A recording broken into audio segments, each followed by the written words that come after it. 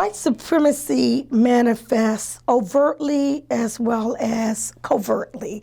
It is in your face, and it is also subtle. This institutional racism, and there is what I call newfangled genocide. You see, in today's world, it's not apropos for someone to come up and say, well, I discriminated against this person because of his color, or I specifically had this person charged with this crime because he was black. But you have an institution where these policies and principles become part of the underlying structure of the system, and it manifests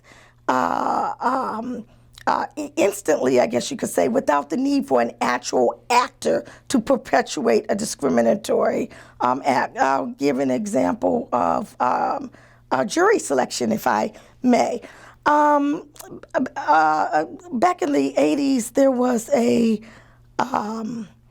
prosecutor, the head prosecutor in Philadelphia, and he was training young proteges, young prosecutors, on how to pick a jury. And this was shortly after the Supreme Court case Batson versus Kentucky came out that basically said you cannot discriminate in jury selection. But what this prosecutor did, and we know about it because it was a training video, he said you need to watch who you select on the jury.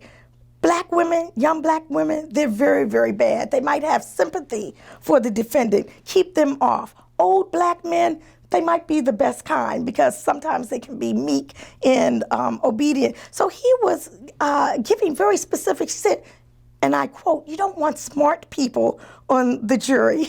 They will analyze the mess out of what you're trying to say. So these young prosecutors, even if they wanted to do the right thing, even if they felt they themselves were not racist, they were trained to do wrong. It was part of the system, and it was not so very subtly ingrained upon them that if they did anything different, they might be out of a job. So you had thousands of people who were convicted under this regime where people were sentenced in, where people were prosecuted in this fashion and juries were picked.